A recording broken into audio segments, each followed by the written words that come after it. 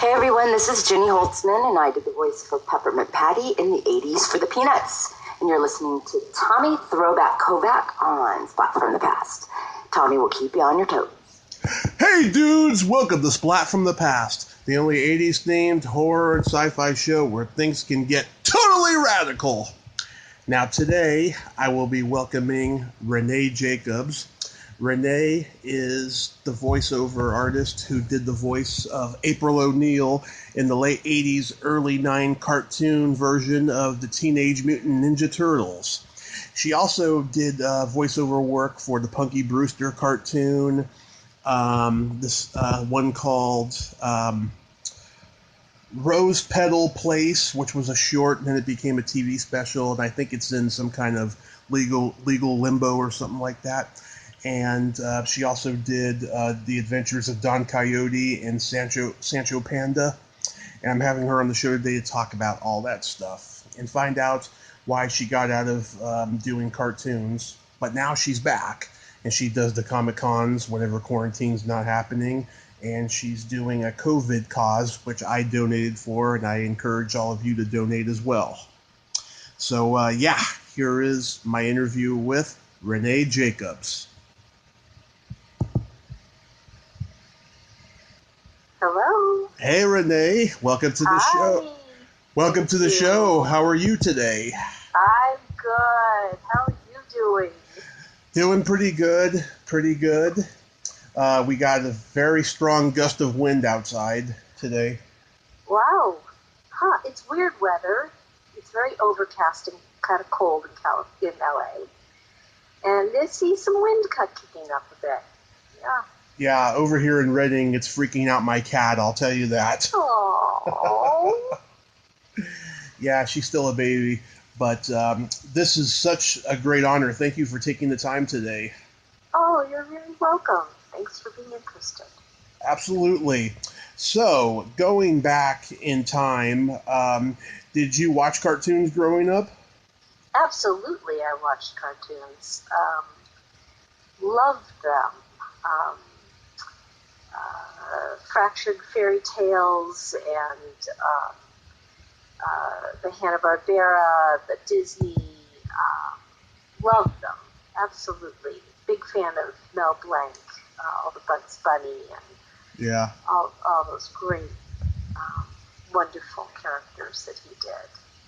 Yeah, I grew up, on both the cartoons of my generation, like Teenage Mutant Ninja Turtles and Transformers and Thundercats and Tiny Toons, but I also grew up on my dad's era, like Tennessee Tuxedo and Underdog. Oh, yeah. I love that. And Dick Dastardly and Muttley and, oh my God, I loved all of those cartoons.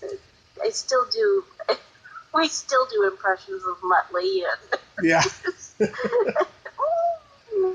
He hugged himself so much that he'd float up in the air. I'm afraid to do it because then. Yeah, I'm afraid to do it because I'm going to start coughing if I do his laugh. Yeah, my husband laughs like that. Really? Yes. Yeah, I was also a Pink Panther guy too. Me too. Oh, what did the Pink Panther say when he stepped on an ant? Dead ant, dead ant, dead ant, dead ant, dead ant. That's an old joke.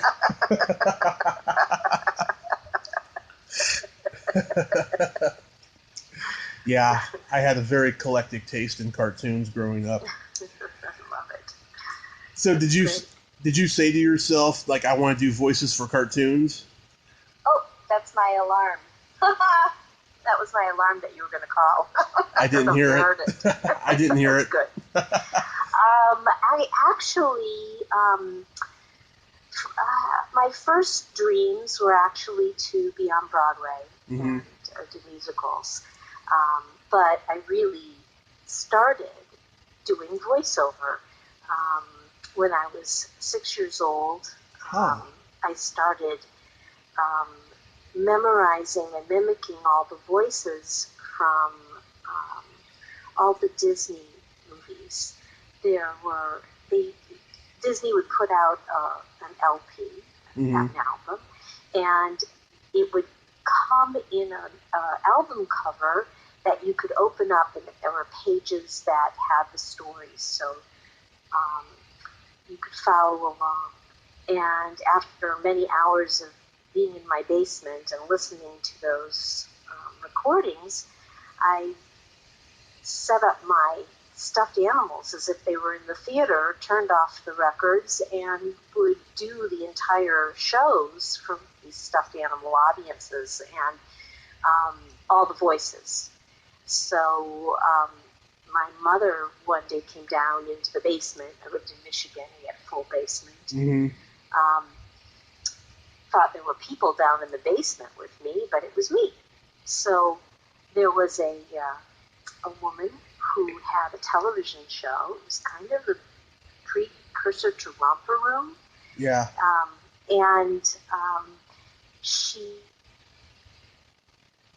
She also offered classes to children at Michigan State University on Saturdays. So my mother enrolled me, and all those stuffed animals became my puppets. She showed how to open up the seams and take the stuffing out and then use them as puppets. And I started working on her show after I took her class when I was about 7. And we did puppetry in different schools for the children. And then, at 7 years old, I was teaching other children how to make puppets and do voices. And we eventually moved to California, and I was in the school where the art director was doing puppet shows at a park. There's Disneyland and there's Knott's Berry Farm. I think a lot of people know that venue. So there was a gypsy camp at one point, and there were different things to do in that section, and one of them was to go to a puppet show. So he asked if anyone in class knew how to do voices, and I did. So I recorded all the voices for the shows in that gypsy camp at Knott's Berry Farm. And then I kind of left voiceover, and because there was no venue for it, and went to college. I have a degree in opera and vocal performance. I've sung all over the world and been in theater. And when I came back to California, I was in a show, and an agent was in the audience and invited me to join their agency. And they happened to be opening a voiceover department. And Lucy Taylor was at that agency. Oh. She was so generous and kind and warm, and kind of took me under her wing a bit. And that's how I kind of got back into voiceover. The agent felt I was talented, helped me put together a tape, an audition tape, and I really started working in voiceover pretty quickly after that. So kind of back to my basement. Wow. You're only the second person I've talked to who started voiceover that young. The other person, a few weeks ago, I talked to Samantha Paris. Yeah, she's been doing voiceover since the 70s, starting with classes that she took. And, she's been running a successful studio in the Bay Area for 30 years now. But I was not aware of how artistic voiceover work was, in those days, because everyone I've talked to who does do voiceover, they just got into it because acting rules dried up, Well, moved back to California, as I said. I got married, and life takes you on a different journey. And you think you're going to be in theater, you think you're going to be on TV, and it takes you in another direction. And many times you get disappointed, and if you keep your heart and your head and your positivity open, it takes you in a great place. Even though you think, I didn't want to go, this isn't the path I wanted to go down. Mm-hmm. So you just have to be open, and sometimes you get lucky, or yeah, sometimes I got lucky. Yeah, no, I think that's just wonderful. So what year did you move to LA? Well, I my early years were in Lansing, Michigan, and I'm not going to tell you what year, although everybody knows what age I am. I don't care what age you are. Everybody knows. Oh my God, there's no secrets. So we moved to California in, I think it was 1963, and then a few years out of college, I moved to New York and was working in New York for a while. And I had met my husband, who's a Californian. He was doing a residency in Kansas City. So I was working in New York. I would go to Kansas City. I was working there. I'd come to Los Angeles. I kind of worked in all three cities for a few years. And then when my husband finished his program, we came back to California. That's where our families are from. And that's when I started to really get into voiceover as a career. You lived in San Francisco? No. Oh, I thought Los Angeles. Oh, I'm sorry. I heard San Francisco. I apologize. No. I've only visited. I've never lived in San Francisco. You're lucky. I'm born and raised there. Oh, okay. It's a pretty city. It is, but it's just not the same as it was when I was growing up. I understand what you're saying. Yeah. Progression is just... Yeah. It's sad sometimes. Yes. Yes, it is. So your first credit listed was a short, which eventually became a TV special called Rose Petal Place. Oh yeah, absolutely. I had done other things before that. I don't know why that's the first official one listed, but Rose Petal was great. It was created by David Kirshner, who's also famous for so many things, including I actually played Baby Glenn on, I think it was Bride of Chucky. Yeah. At the end, when Chucky's born, I did voice for, when Glenn is born, I actually did the voice of Glenn. Wow. Your IMDb is incomplete because it's not on there. Otherwise, it's not on there. And I was in another production that David Kirshner created called Page Master. Oh yeah.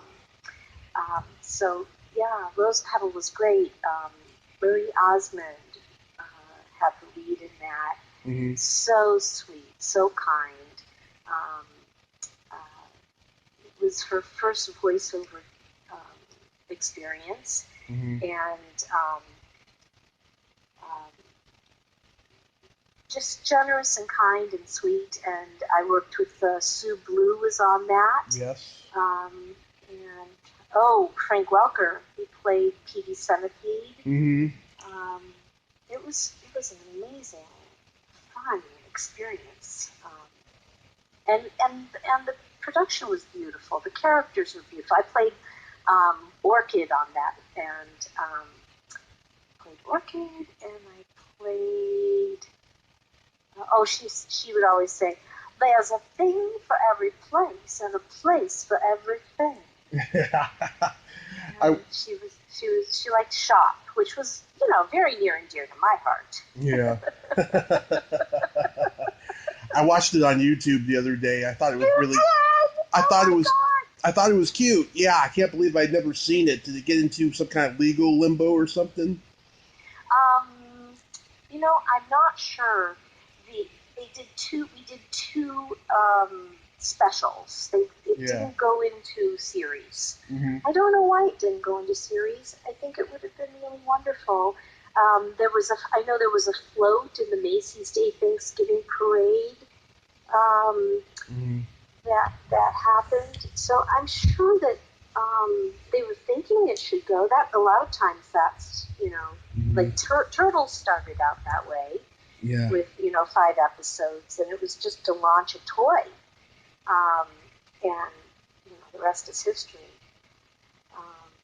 Marie Osmond, she was a huge A-list star. Maybe there was a problem with her management or something, and it just didn't go further. That could be the reason. I'm just assuming. I don't know. I wouldn't assume that. Yeah. I think that I don't know what caused that not to move forward with more episodes, but I certainly wouldn't lay it at the feet of Marie Osmond. Yeah, well, I don't mean she was doing it was a bad situation for her, I mean from like management standpoint or something, because a lot of stuff happens behind the scenes that the star is not even aware of, It's possible. It's very possible, but she never had an attitude. She was just a kind, lovely person. So. Yeah. And Susan Blue, she Samantha told me she's her mentor, and I'm going to reach out to her this year. Oh my God, you have no idea. I had no idea Sue's career. I mean, she's quite an astounding person. I had no idea she was an entertainer who went to Vietnam and entertained the troops, and the stories that she has to say. It's just, make sure when you interview her, ask her about that, because I think people don't realize what she's done. Not only a great voiceover actress, but she became such a great director and teacher and cheerleader for so many of us. She's really quite amazing gal. Wonderful, yeah. If I get the chance, sure, I will bring that up. Before I go any further, though, what stuff did you do before this? What do you mean? Before what? Oh, you said that you had done some work before this that's not on IMDb. Oh, there were a number of things. There was, it's kind of it's like, oh yeah, I did that. Mm-hmm. I don't know if you remember a toy called Teddy Ruxpin. Oh, of course. It was back in the day, in the beginning of, all of these animated, automated toys. There were they looked like stuffed animals, but they actually had tape recorders inside them. Mm-hmm. And they would move, tell a story, and they'd be like Pirates of the Caribbean, or any of those Disney, the Tiki Room where the birds would sing and the flowers croon. So these toys would move. So Teddy was the first one that came out. I wasn't Teddy, but there was a Mother Goose that was just gorgeous, and she told Mother Goose stories. So I did a lot of the voices on that. And then there was a whole series called The Land of Pleasant Dreams. Mm-hmm. And that was also toys and cassette tapes that went along with that, and those told stories to kids. And then projects like that, other projects like that. Nice. Yeah, I remember Teddy Ruxpin. I wanted one, but my parents never got me one. Instead, they got... Oh, I think they were expensive. Yeah, they got me a Big Bird with a tape recorder, and that thing made me cry. I remember because he was like, well, that's it, bye bye, and I was like 4 or 5, and I started crying. It's so funny. That brings me back to my childhood. I also started rehearsing voiceover when I was a kid. There were these toys that were put out by Hanna-Barbera. Do you remember Cecil and Beanie Boy? I mean, you're too young, but there was a cartoon Cecil. Too obscure. Very obscure. Anyway, Cecil was a serpent, and Beanie Boy was a little boy who wore a beanie, and it had like a helicopter thing on the top. Yeah. And it would go around. And they put out toys where you would pull the string, and then it would talk to you. And there was also a toy called Chatty Cathy, and that was like, oh my God, you're bringing me back.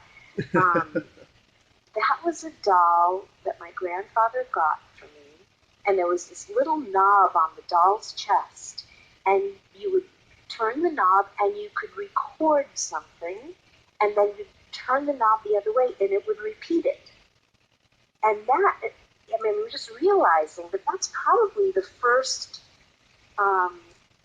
rehearsing of, voices that I was creating using that doll. That's so weird. Mm-hmm. Wow. Yeah. Yeah. So that's kind of pre-Rose Petal Place, I guess. Nice. And then after Rose Petal, you did the Punky Brewster cartoon. Uh-huh. And I just interviewed Jeannie Holtzman, who did a voice on there. She had come from the Peanuts gang cartoon in the 80s.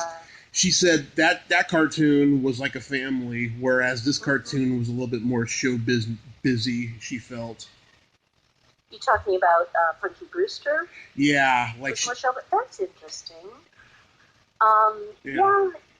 Gordon Davidson directed it. It was, maybe. Yeah, because I asked her if she talked to Soleil Moon Frye. She said no, she was being protected. No, she wasn't at the recording. Yeah. No. I don't remember her there. Yeah. I think she may have been doing it separate, recording separately. She wasn't with us then. She wasn't with the cast. And in those days, everyone recorded in the same booth, but then sometimes a star such as her had a different schedule, and she would go in and record separately. Right. In fact, on Rose Petal Place, Marie Osmond did, after the first couple of sessions, she did record separately from us.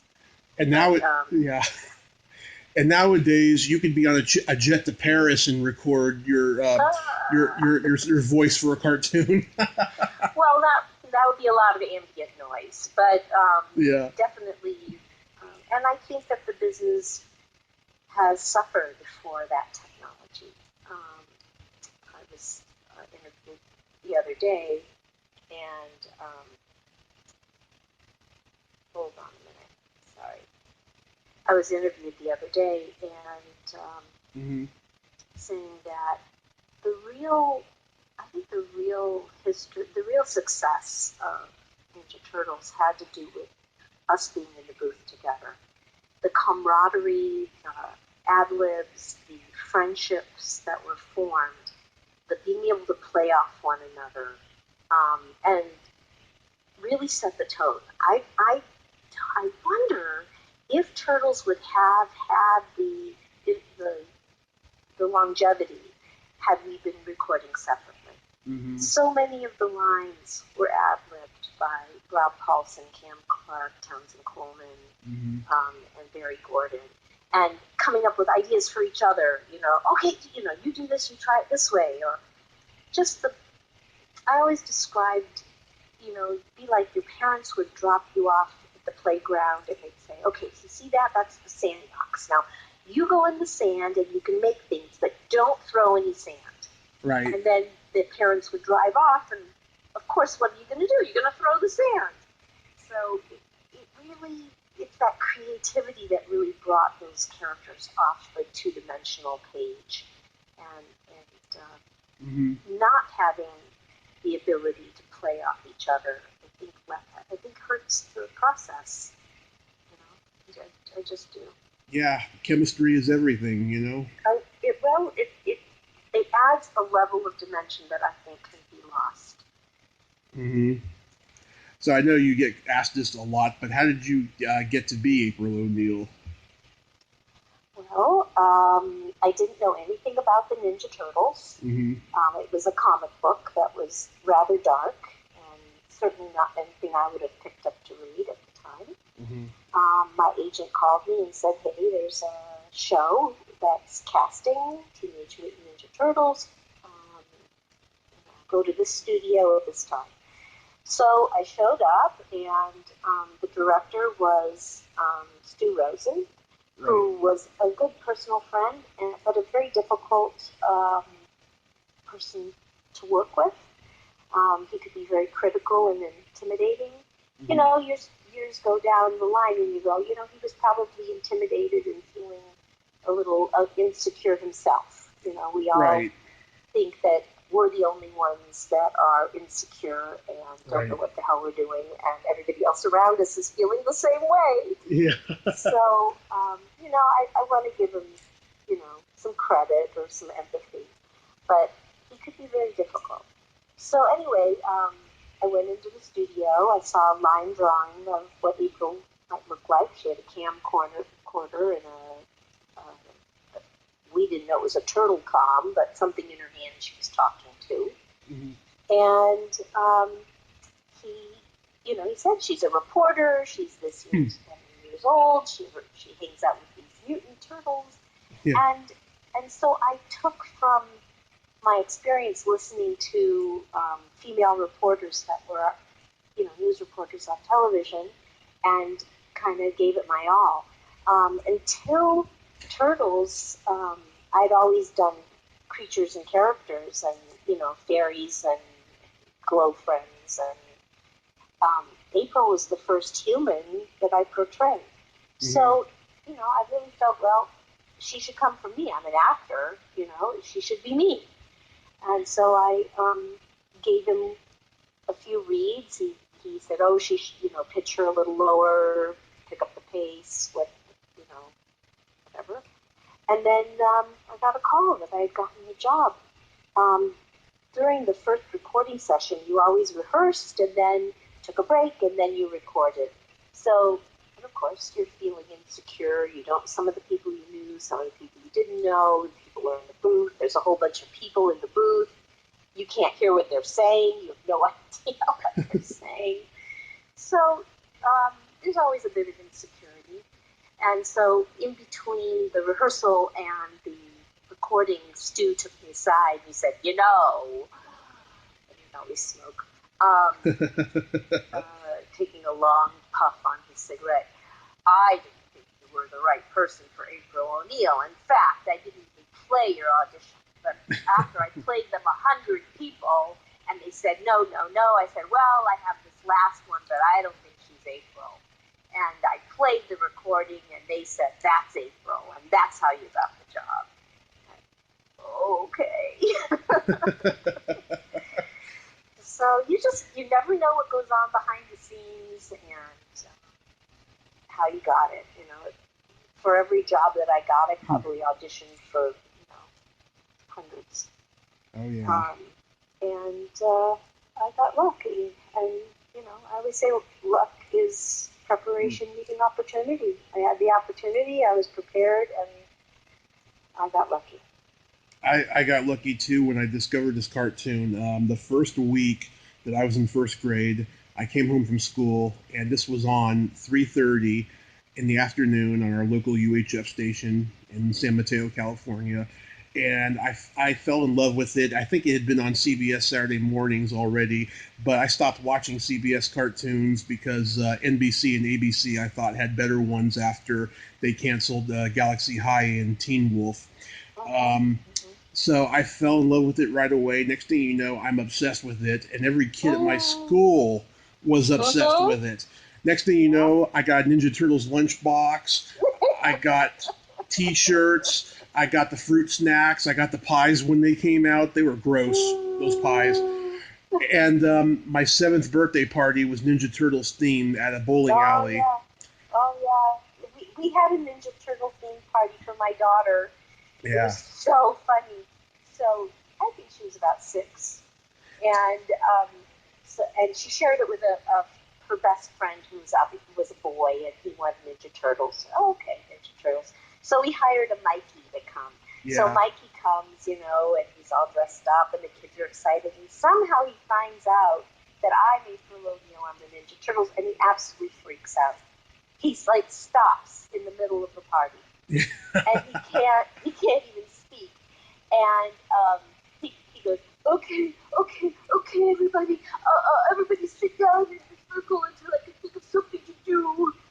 And so, okay, Mikey, how about we get the parachute out? So we got the parachute out, got all the kids in the parachute. He couldn't and continued. He was so flabbergasted. Yeah, I'm not a huge fan of those new digitally drawn turtle merchandise that you see everywhere. I think it looks really, really bad. Well, You know, those what can I say? those I grew up, on the hand drawn ones that are just wonderful. Whenever I see them, my eyes light up. Yeah, me too. Disney started out with the most magnificent animation. If you just watch Pinocchio, just look at that animation and see what they did with the water. And, it's astounding. And then, Hanna-Barbera came out with more of a line drawing type of, the Flintstones and those kinds of things. And then it's a lot cheaper to do it, more simply than to do it in the old-fashioned hand drawing. So, although Pixar has done that beautiful animation with Toy Story and all of those, so yeah, it's gotten amazing. The older ones I like. I think that they've taken it to another extreme with the computers and stuff. But hey, it's what's going on now, and I can't do anything about it. But I'll always love the old hand drawn stuff. Yeah, it's fun to find the animation cells too. Oh yeah. And God, you had so many talented people working on the show: Townsend Coleman, Jim Avery, Pat Fraley, who I asked to be on the show, and he was a little offended. I asked him because he thought that I only interview has-beens and people whose careers are dead. It's like I don't, and I don't think of anybody as a has-been. I think of people as a work in progress, and they're continuing on, and so he was a little difficult, so I didn't interview him. And then Jennifer Darling, God, is she still around? He asks. I don't know. It's a mystery. Yeah, because she's not on social media. It's funny that she did the voice of Irma, because I always thought it was you doing both voices. Oh, no, that's Jennifer. Yeah. Do you have a favorite episode? Do I have a favorite episode? I like the episodes where I got to play other characters, although it certainly wouldn't have been allowed now. I got to play Lotus Blossom, who was a badass, and I loved her. I think I had to play a cat one time because she turned into a cat. Yeah. April seemed to always have the same problem of getting carried off by some, Rocksteady Bebop. Somebody carried her off, and the Turtles always had to rescue her. Yeah. Certainly, I appreciate every single episode I was on, which was every single episode, and yeah, it's great. It's great. Yeah. I know that there's fans out there who can quote line by line, in this episode you did this, and what did you mean by that? And, if you ask any of us, we're like, I have no idea what you're talking about. Yeah, I'm about to do that with my favorites. I had this tape that had 2 episodes, and there's still 2 of my favorites to this day. The one with the killer pizzas. Mm-hmm. Yeah. Irma has a stalker. He's an Italian guy with a big old mustache, and she says, his mustache weighs more than his brain. And then, like, you as April, by the way, you still sound like April, by the way, all these years later. You introduce him to the Turtles as, like, her family members. This is Uncle Leonardo, Sister Donatello, and so on. And then he runs away. Arrivederci! Arrivederci. Yeah. Well, there were some great episodes too. Tress McNeil. She was one of the neutrinos. We had some very nice guests on. So it was a great show. I loved it. I'd do it again in a heartbeat. Yeah, Baxter is the Fly. That's another favorite one. Yeah, Baxter Stockman. Yeah. And Peter Renaday was great. It was Byrne Thompson and Splinter. Splinter. Did you like the movies? Did I like the movies? Okay, so I felt that the voices all sounded alike. Yeah. So I couldn't tell, other than the colored headband, I couldn't tell one from the other. So that was hard for me. You know, when you grow up, I knew my guys doing those voices and defining those characters. Right. And there were times, the movies were edgier and darker, and that's the way they wanted us to do the cartoons. Right. Every year, we'd come back into the studio and say, okay, this year we're going darker, goofing around, stick to the script. And the first couple of episodes, you might hear that happened. But after about 3 or 4, the guys would start throwing the sand around again, and that's what made it so fun. They bring in the so many people don't know the trailblazers of comedy, the Marx Brothers, Abbott and Costello, Martin and Lewis. Exactly. Mm-hmm. All of that, the Turtles are really kind of based on all that early comedy and all that humor. Right. And so doing it darker, there were other cartoon shows where it was dark. Yeah. We just didn't feel it in our heart that we should go dark and menacing. This was for kids, but not just kids. As an adult, you watch it over again and you go, "Oh my gosh, I never realized that was that, and this was this," and lines and humor that were taken and put in our. It plays to adults, it plays to kids. Yeah. I mean, my dad took me to see all 3 of the movies, and I liked them, especially the first 2. And I just interviewed Robbie Risk, who did the voice of Michelangelo. Oh, yeah, I love Robbie. He's so fun. Yeah, he's so funny, and he's very smart, too. Very, very, very. Yeah, and you're right. They did sound alike, and the color of their headbands were not dark enough. Yeah. It was weird there, but in terms of tone, though, the first one is a lot darker than the sequels. The first one, they're coming right off of Batman, and Dick Tracy was coming out at the same time. Everyone was going for dark with the comic book movies at that time. It was a weird thing going on. Look, here's the thing: Mm-hmm. Ninja Turtles franchise has something for everyone.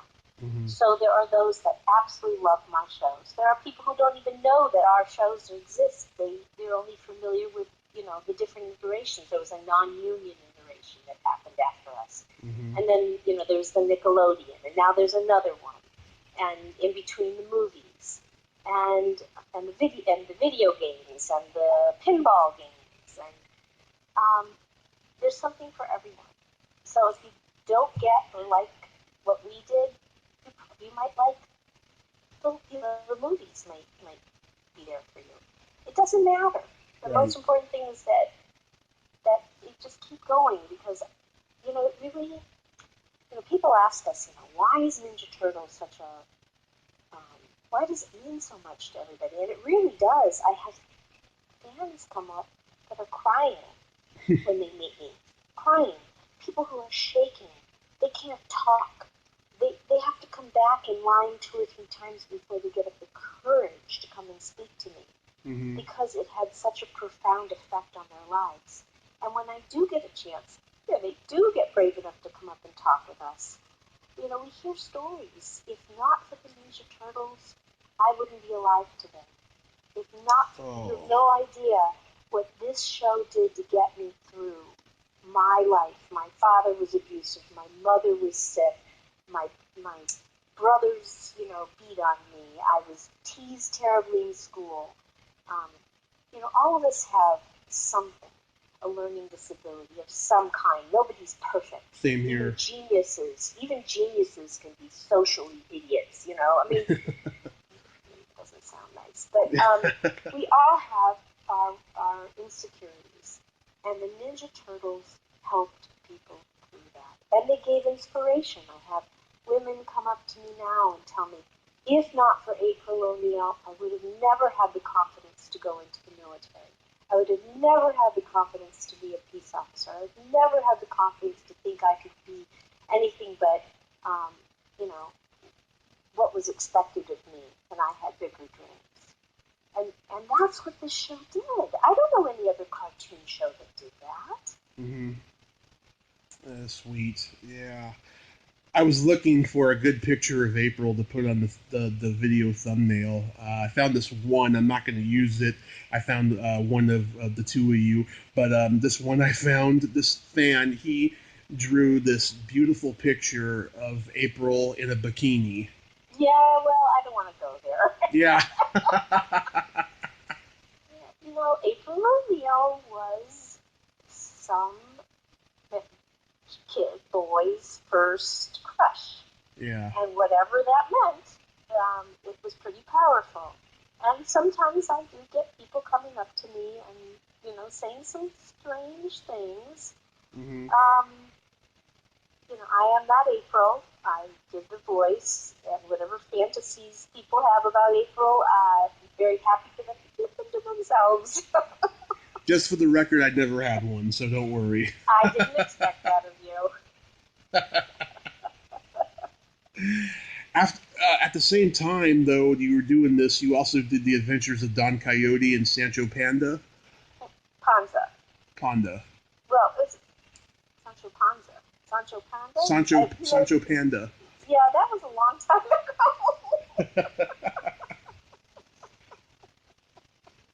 I don't even remember what I did in that show. I think I was a princess, a French princess or something. Yeah, I don't remember this one at all, but I was struck by the fact that Tim Curry was in it too. Oh my God. You know, he's a legend. Oh yeah, absolutely. Yeah. And he was in studio with us. You know, he's not a prima donna. Oh, that's good. Yeah.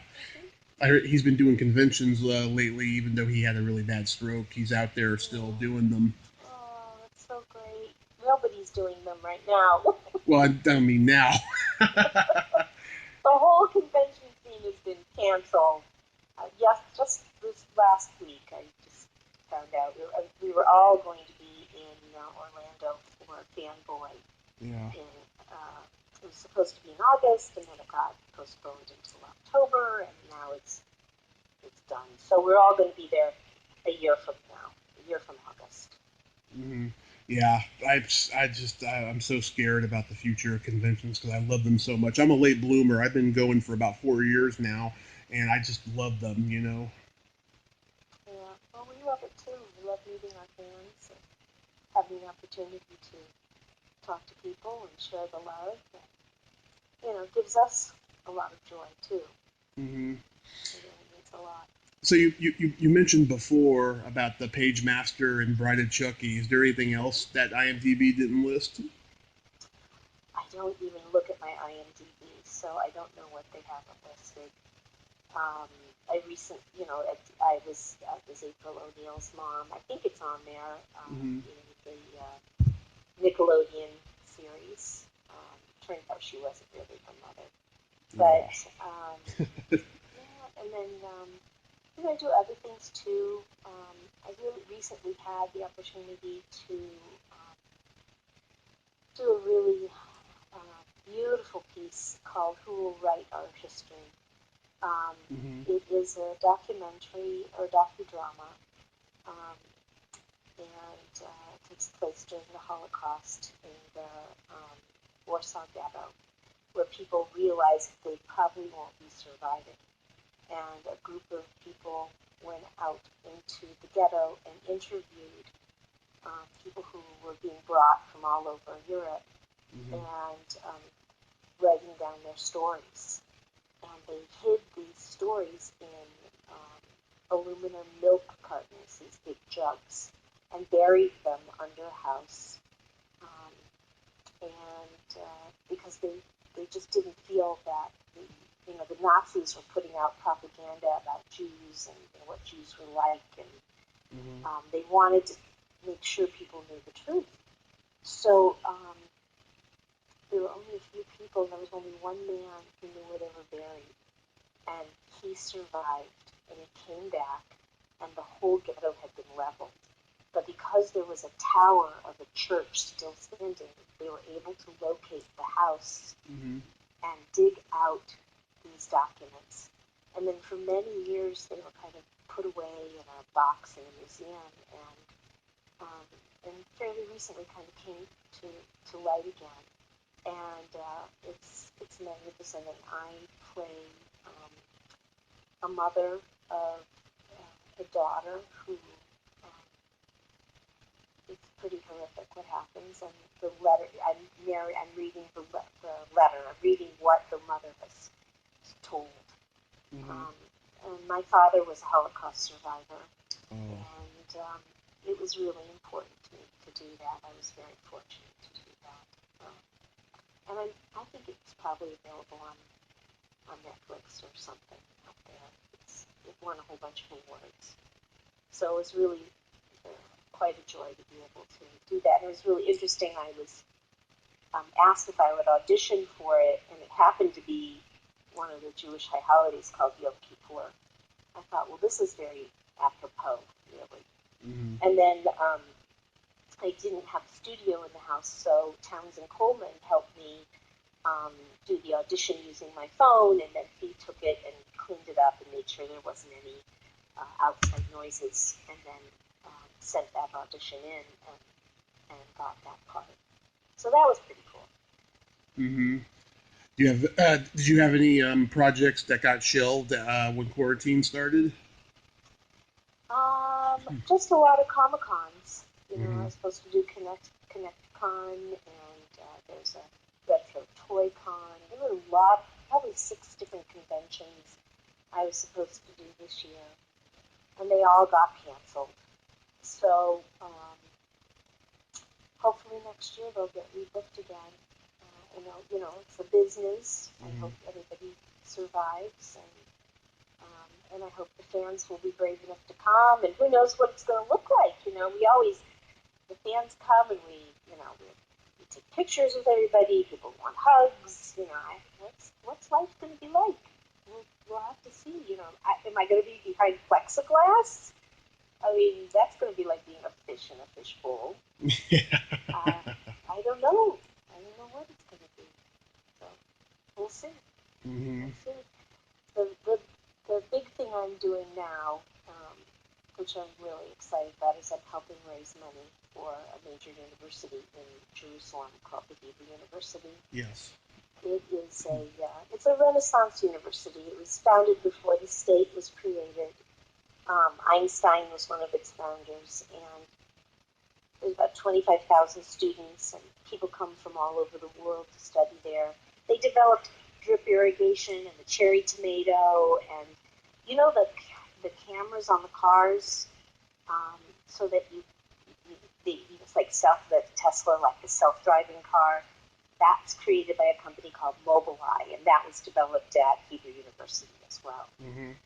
So I'm raising money for scholarships for the students there, because no one can ever take away your education. And with what's going on in the world, we all need a hell of a lot more education. Mm-hmm.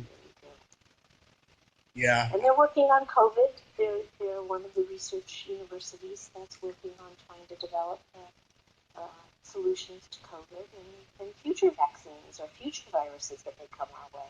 Yeah. So that's my big thing now. Well, I was happy to donate, but I want to apologize to you. Thank you. Yes, I want to apologize to you, though, for coming off like a prima donna when I told you that I wasn't comfortable calling that number. I've gotten a lot of weird requests from people I've reached out to interview. Oh my God, it's insane.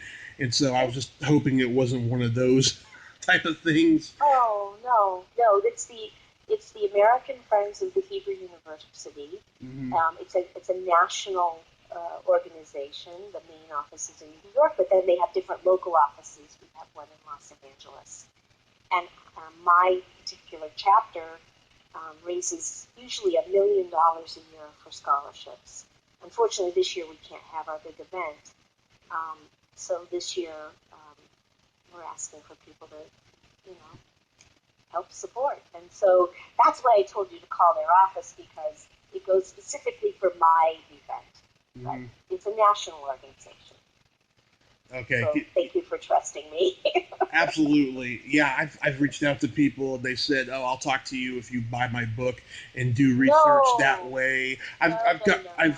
I've about a year ago someone told me to like donate for something that sounded really shady, something some third world country stuff. It was weird. And then I found out it was a scam anyways, and it wasn't even the That's weird. yeah. I don't know why a celebrity would tell you to do that. That makes no sense. You'd be surprised. There are a That's lot very of strange. And you know, in turn, mhm. I usually ask for people who are going to interview me for questions in advance because I have been asked some very strange questions. Mhm. And you know, we kind of went down that road for a second where, you know, some guys, you know, really picture April O'Neil as being a girlfriend. Yeah. And, you know, so there've been some awkward questions. So I trusted you too. You know, I didn't ask you for your questions in advance. So Oh, I appreciate that. Normally, when I talk to a female guest, I engage them in this secret silly game of mine, and since this is it's not R-rated at all, you know, but it's kind are of we going down that road? no. What I'm trying to say is. It's silly and it's slightly edgy, but since this is a G-rated show, I won't play it with you if that's Thank okay. you. Yeah, I don't play well. Yeah. No, you do have a great sense of humor, though, and I love your sarcasm. Thank you. Absolutely. Oh, I did want to ask though. So after Ninja Turtles, though, did it get to a point where it got hard getting cartoon gigs, and you just decided to do other things of voiceover? Yeah, it's a good question. So, what started happening was that we were recording a lot of episodes, and the producer, Fred Wolf, was not real pleased if somebody had to miss a recording session. Since we were all recording at the same time, Mm-hmm. um, you know, it would cost him more money if you had to record you separately. And in fact, there was an incident where, you know, Rob Paulson became a, you know, huge, well, he's huge, big-hearted, he's absolutely the most wonderful man, as well as all the guys on the show. Mm-hmm. He was asked to go to Las Vegas and do an autograph signing. Mm-hmm. And it was for charity, and he was asked by the production company, and they scheduled it for him. And then, sure enough, on that date, we were scheduled to record. So they told Rob, you can't go. But all these people were waiting for him and expecting him, and it was for charity. And Rob felt that he had committed to doing this and didn't want to disappoint, so he went. And they told Rob, if you go, we're going to replace you. And there are some episodes where Rob was not on, and that was because that was at that time where they threatened him, and he felt that it was more important to not disappoint these kids that he was coming for than to do the show. Mm-hmm. So they made it very clear to us that if we were going to miss an episode, we could be replaced. So it was a good gig. We were doing hundreds and hundreds of episodes, and I told and they made it clear to me, very clear. So I told my agent, look, you know, this comes first and foremost. If I have another gig, they're going to replace me. And, you know, who knows how long those other jobs are going to last. Right. And, you know, Smurfs went on for a long time, and Ninja Turtles eclipsed Smurfs. I think the only, and you can correct me, but the only other animated show that has more episodes is Simpsons. Yes. Yes. So to give up or take a chance of being replaced on Ninja Turtles for another show that might just be a pilot didn't seem like the right choice. So for a number of years, my auditioning was, you know, kind of cut down. Mm-hmm. And then after that, you know, celebrities started doing voiceovers. They thought it was fun, you know. Mm-hmm. And they might be A-listers, B-listers, whatever it was. They could show up in sweats and do voiceover, and a lot of times they paid them the same amount of money they paid us. Mm-hmm. So, if I was a producer, wouldn't I want to rub elbows with some, star rather than Renae Jacobs? So that started, and then there was also a voiceover strike, mm-hmm. and a lot of the work during that time went up to Canada. And it wasn't that good. They weren't that good, but they got better. And they were paying them at the time 70 cents on the dollar and no residuals. Mm-hmm. Well, that sounds good if I'm in business, if I'm a producer, Yeah. So a lot of the shows went up there. So it started flying up more. And my kids were they were little and they were in grade school, and I got more involved with raising my kids, which was, the best job ever. And working with my husband in his office and in our business. And so the voiceover work kind of, went by the wayside. People seek me out. I do work from time to time. Would I love to get back in and work all the time? Yes. Mm-hmm. But, the business has changed, and that's okay. Again, life's a journey. You just don't know what path you're going to go down, and to make a plan, you know how to make God laugh, right? Yes, tell him your plan. Tell him your plan, right? Yeah, make a plan. Yeah. So you just do the best you can, and you keep going, and you find joy, and you find a new adventure, and it's great. And I feel so blessed and so fortunate.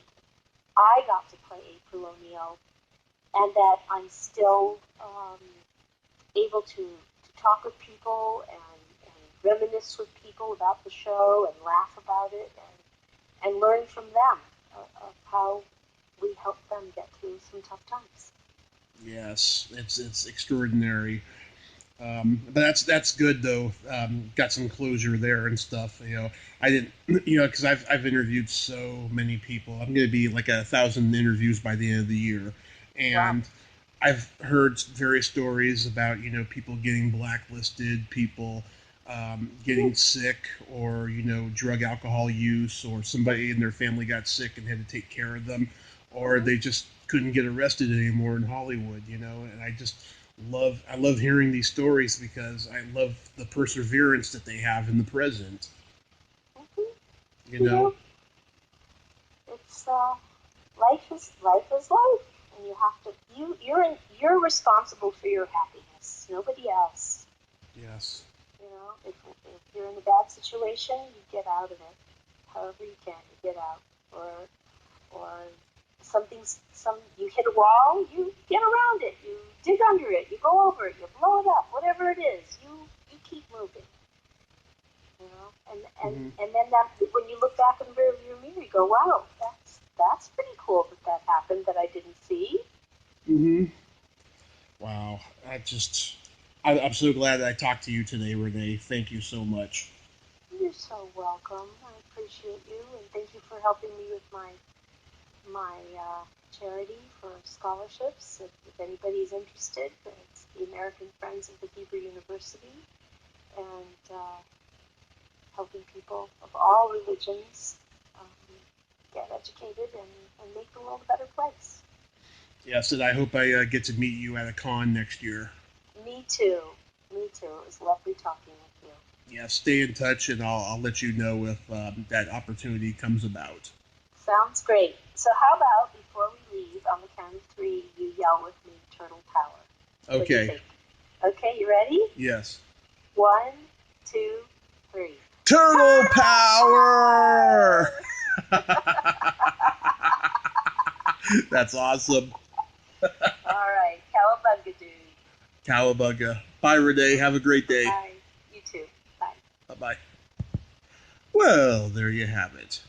Renae Jacobs. Ain't she a sweetheart? What a sweet, kind lady. She's April O'Neill. Doesn't she sound the same? Friggin' awesome. I love it. Support the Hebrew school. I forgot the name of it already, but go back and listen and support that cause and donate to COVID. If you like this video, everyone, please subscribe to my YouTube channel. Add me as a friend on Facebook. Join my Tommy Kovac comedian page on Facebook. Follow me on Twitter and Instagram and all that fun stuff. Well, that's all time we have this week on Splat from the Past. Until next time, this is Tommy Throwback Kovac saying, there's no shame in living in the past, because the present sucks. Later, dude. Turtles in a half shell. Turtle power. Cowabunga, dude.